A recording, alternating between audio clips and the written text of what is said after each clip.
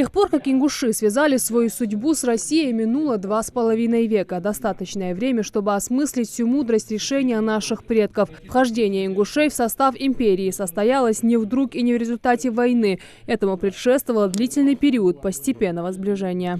В то время представляли каждый населенный пункт старшины.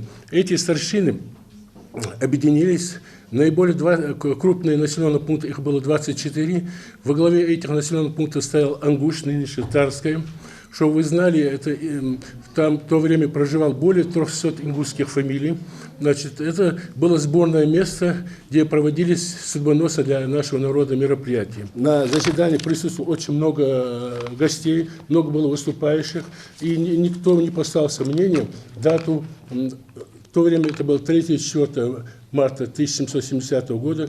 По новому стилю это было 17, 18, 19 марта.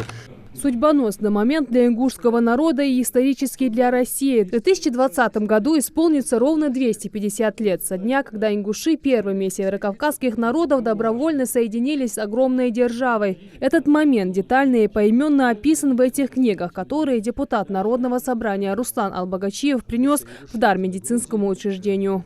Здесь найдете много других материалов о том, какие усилия приложили до 1770 года. Начиная с 1733 года были много попыток для того, чтобы заключить союз. Но много причин мешали. То военные действия, то небольшое количество. Хотя с некоторыми заключали соглашения, но дата 1770 год, 17 марта, является дата в полном объеме охватившего все населенные пункты, не могу сказать, но 24 наиболее крупных населенных пунктов. На протяжении всей истории взаимоотношений с Россией ингушский народ не раз доказывал, что дорожит единством с ней. История хранит примеры достойного участия наших земляков в исторической судьбе государства. Лучшие сыны народа стояли на защите своей большой родины. Многие из них пали смертью храбрых на полях сражений. Примером служения является и Асият Тутаева, имя которой носит медицинский колледж. Брать с нее пример Албагачиев призывает студентов образовательного учреждения.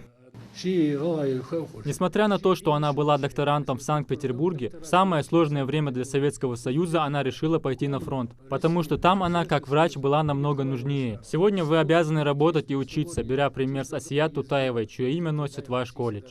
Завещание прошлого поколения новому сохранить и укрепить отношения с великой державой поддерживают и студенты. Эта встреча стала своего рода напоминанием о клятве, данной их предками в 1770 году. Очень много интересного сегодня узнали вообще о присоединении, добровольном присоединении Ингушетии в состав России. 17 марта 2020 года этому событию исполнится ровно 250 лет. В рамках его празднования правительством региона будут организованы масштабные мероприятия. Их началом являются такие встречи. Изоляционный путь для нашего народа он был губителен.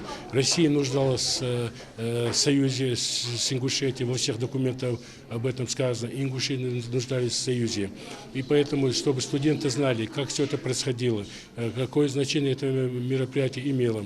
Такие встречи в рамках празднования будут проходить и в остальных учебных заведениях региона. Жарадат Хулхоева, Джамлял Тамасханов, Новости 24.